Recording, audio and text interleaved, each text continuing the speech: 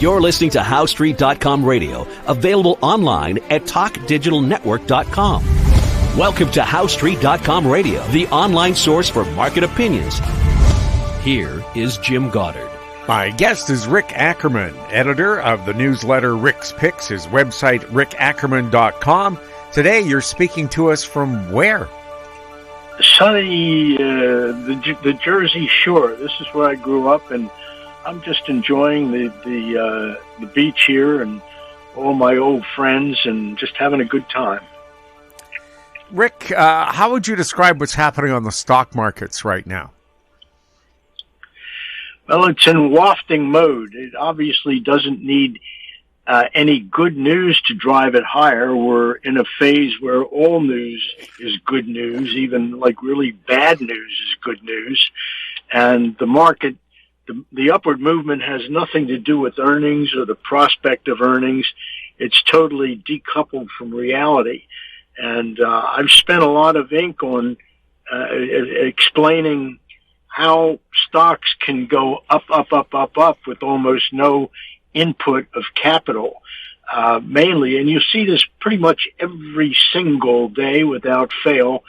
They take the high flyers down overnight on almost no volume. There's no, the boys just kind of pull their bids, and they drop the stocks enough so that selling has pretty much dried up by the time they're getting ready for the opening bell. So the opening bell rings and there's really no stocks. The boys lift their offers.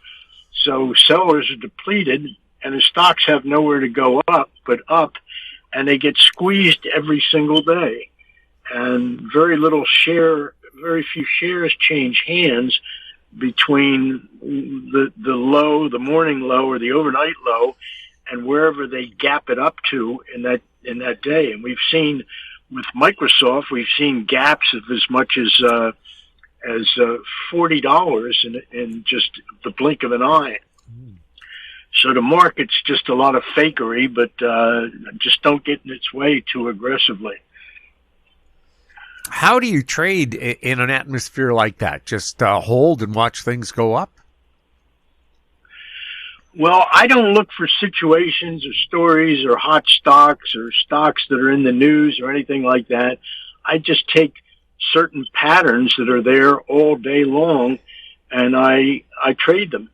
So, there's always, as long as stocks are moving, there's always a way to trade it. I have my own method, and of course every trader has his method as well. So you just, you learn how to leverage moves that don't make any sense. There's no point in thinking rationally about the market and trying to predict where things are going on the basis of logical thinking. It just doesn't work that way. So that's why I put all my faith in a purely technical system. Gold, is it still hot? It's still like boring me to death, really. It's been in a holding pattern for quite some time, but there's no mistaking the trend. The trend is up. Gold is in a bull market, and sometimes the institutional buyers that are really responsible for the strength in gold, they just kind of back off their bids for a bit, and gold will fall. But make no mistake, all these buyers, a lot of them are sovereign buyers. Every sovereign entity on planet Earth is trying to accumulate gold, not so quietly anymore because the secret's out that they all want it. But I don't pay the occasional weakness in gold much mind. And of course, silver's out of the picture because it's not even on institutional radar. It's just an industrial metal. And that's why the ratio gold to silver went over 100, which is historically a little bit unusual. But silver eventually will catch up. How long do you think that'll take? Well, the gold will have to be perceived, at least in the early phases of a mania. But when silver gets a whiff of that, silver will leave the mania because, of course, it's the poor man's metal. a lot cheaper than gold. And there are a lot of people out there hoarding their Morgan silver dollars and silver ingots and silver this and that. And we've seen in the past, really, where you couldn't, the supply of physical was so, it was so spare, it was so tight relative to the demand for physical silver that you had to be a buyer of silver, but somehow the powers that be suppressed silver somewhat. But anyway, silver will eventually come to lead gold higher, and the mania in silver will be more, I think, more spectacular than the one that lies ahead in gold. AI mania, does that continue? I have trouble with AI. You know, the sums that are being tossed around. I think Altman said that he was going to put $1 trillion into it eventually, but you've got so many players right now, and they can't all win. They're all very ambitious. I think Musk kind of leads the pack, and he's shown a certain tactical brilliance for being able to, they built a huge computer center in Tennessee, and I think they got it done in I think it was 122 days. And this was a big project. The supercomputer, the purpose of it is to train Grok, which is Musk's AI model. So everybody and his mother wants to get in the game in a big way, and they're all in it, except maybe for Apple, which got, Apple, as I've mentioned before, could not innovate its way out of a wet paper bag. So, but all the other players, Google, Microsoft, there are many different flavors of AI. And I know from friends of mine who use those different flavors that each has its own kind of specialty. Some are very good at coding. Some are very good at verbal tasks. I've used mostly Microsoft Copilot, but I may sort of ease into Grok because I'm hearing good things about it. But all right, so for all the trillions of bucks that are being thrown at AI, it's interesting that every single one of those dollars is chasing a non-existent return on investment. There's no AI player out there that's actually making money. Nobody has a business model that really works.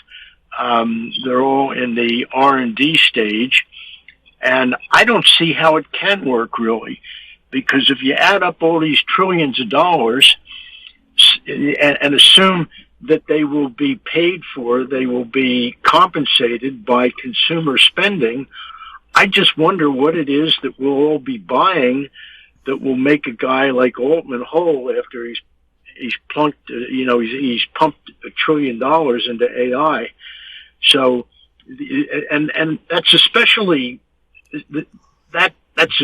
striking because the chief thing that's driving AI right now is its ability to put white collar workers out of work. And so I don't see, you're supposed to follow the money, but I don't know where the money's going to come from to make these vast investments in AI pay off down the road, especially if all it's doing is eliminating jobs. And AI might somehow come up with a cure for cancer, but even there, it doesn't begin to pay back the trillions that are being deployed in essentially open-ended AI ventures that don't have a path to profits.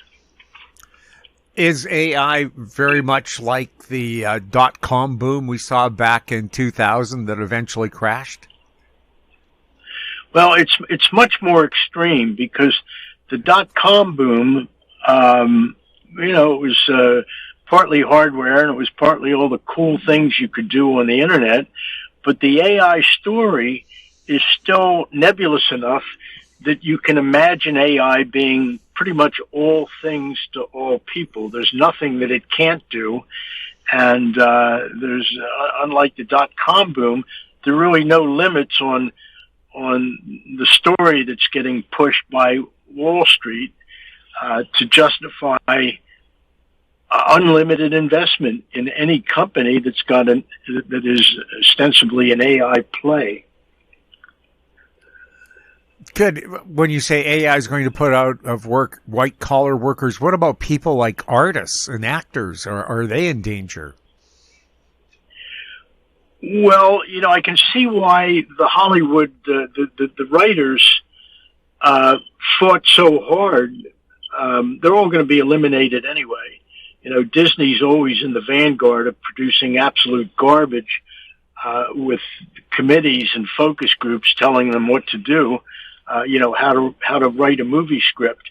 So for sure, in the arts, it's really hard to tell how well. It's hard to judge the performance of AI.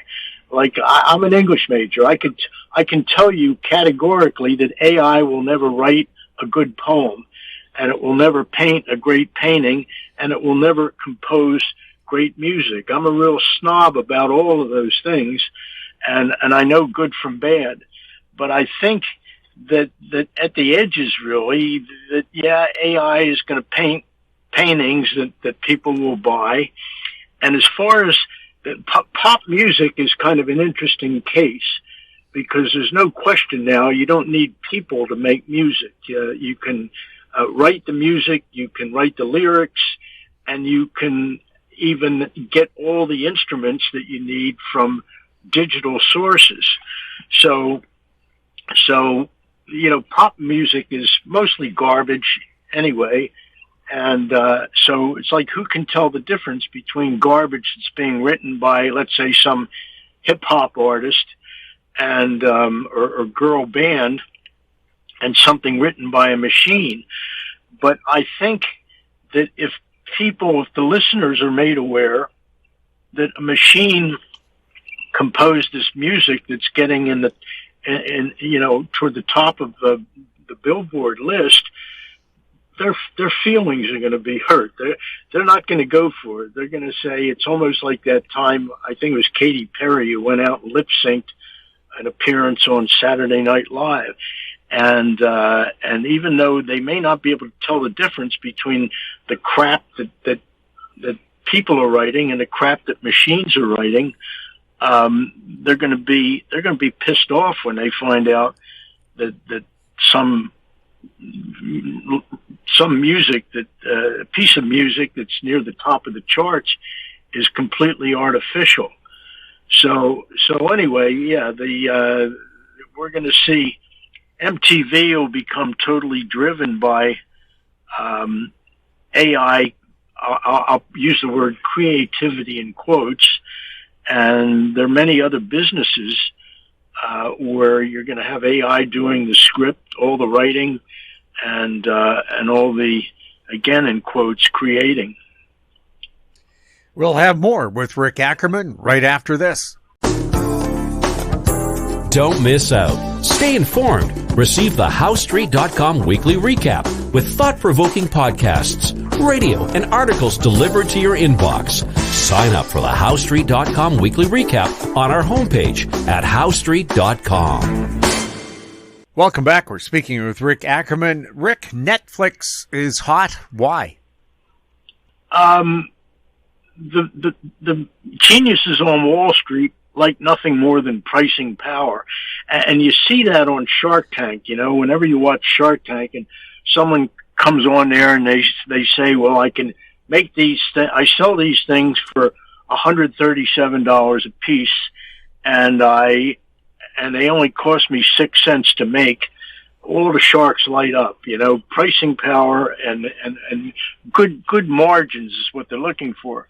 So Netflix, in case you've been, it takes me an hour now to pick something out of the Netflix lineup that I actually want to watch.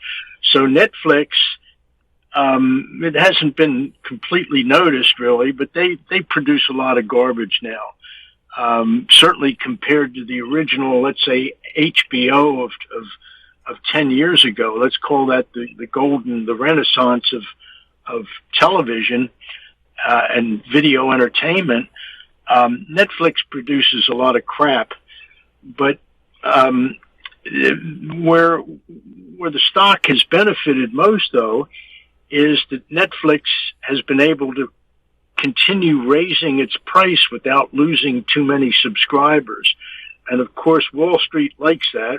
Wall Street is never a concern to Wall Street, the underlying quality of what's being offered. You know, I can remember when they were hot for the Subway chain. Subway, they can't even get into Atlantic City where real subs are made. And but that was the analysts are never thinking, well, how good are these submarine sandwiches? So the same thing applies to Netflix. It's that no one's asking the question, well, how good are these movies that Netflix is producing? But most of them are absolute dreck, almost unwatchable, and they're sort of losing the ability that they did have to make the movies go viral before anybody found out how bad they were. So that trick is no longer working quite as well. And I think even with Netflix, they're going to reach a threshold not too far from where they are now, where further price increases are going to, it's going to hurt them. More people are going to desert Netflix because it's just not worth it anymore. But they so completely outstream everybody else. Their catalog is much fatter than everybody else's, and that's why people still sign up for Netflix. But even Amazon could become a more competitive model. Amazon has a pretty extensive catalog of movies itself, and they've got a genius algorithm that can figure out which movies it should charge you for and how much, you know. And it turns out that any movie you actually want to watch on Amazon is never free. They got it perfectly figured out which ones the public will pay for. So I think Amazon, just to take one example, could become better at that to offer more of a challenge to Netflix. And who knows, you know, you could get another player in there with a whole different business model that could eat into Netflix a little bit. So I think Netflix, the stock may have made an important top, but I hesitate to get too aggressively in the way of it as far as shorting it. And but the Netflix story may be softening around the edges. Are palladium and platinum still hot? Not in my book. I mean, I don't follow either, really. Occasionally I get a request from subscribers for platinum and palladium, but I'm not going to, I have no real expertise there. Rick, any other areas you find really interesting right now? Yeah, bonds. You know, the bonds have been screwing with my brain a little bit. You know, I went out with a headline 3 or 4 weeks ago that said, I think bonds have bottomed. And it's hard to draw that conclusion if you look around at the landscape or the financial scape, because when you look at the bonds, which are they overlap a bit with the dollar in terms of bullish bearish factors. So considering Trump is doing everything he can to trash the dollar and our treasuries, it's amazing how well they're holding up. So I think bonds may have turned the corner. If not, they're somewhere near a really important low. And of course, like all good turning points, when the turn actually comes, you can't see the reasons for it. It's never quite that obvious. And so if you're trying to think of reasons why bonds would turn here, it's a couple things. Number one, we may eventually, it's not a question of may, we'll have a recession at some point, and that will bring yields down and push bond prices up. But what what's mainly affecting bonds right now in a bullish way is the perception that the United States, unlike every other country on earth with the exception of Russia, has real leadership. There are just two countries. There's just two people, Trump and Putin, who are perceived as being in charge. Certainly nobody in all of Europe. There's no European leader that is credited with having his head screwed on straight. But Trump, for better or worse, whether you like his shtick or not, the whole world sees Trump as very much in command. And of course, that has drawn a lot of capital into our bond market. So the irony is that even though Trump, in terms of policy, is doing everything possible to trash bonds and the dollar, his success at that is heightening the perception that he really is boss. He's in charge, and of course, global investors love that. So we're starting to draw a lot of foreign capital, and it's keeping our bonds buoyant. You mentioned that the U.S. doesn't have enough power for all these AI data centers. Does that mean you're going to be building atomic power plants? Well, I think who was it?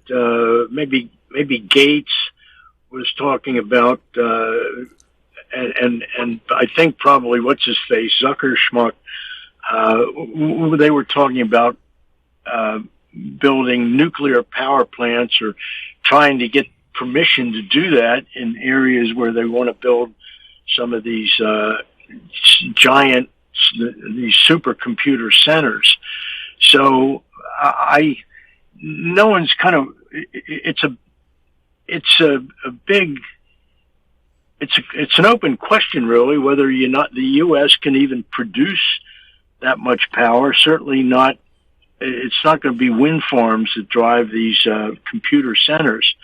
So if everybody's AI plan that's on the drawing board right now came to fruition, there definitely would be a power crunch. We wouldn't be able to generate enough electricity to make all these zillionaire AI players happy.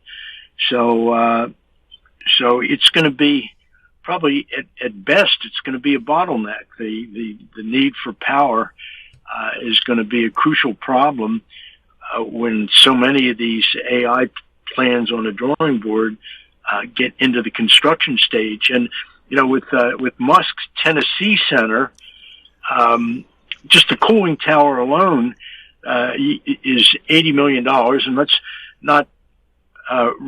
not forget that you need water too. Anywhere you locate one of these big plants, you need a really good source of water, and even that's not available in a lot of places in the USA.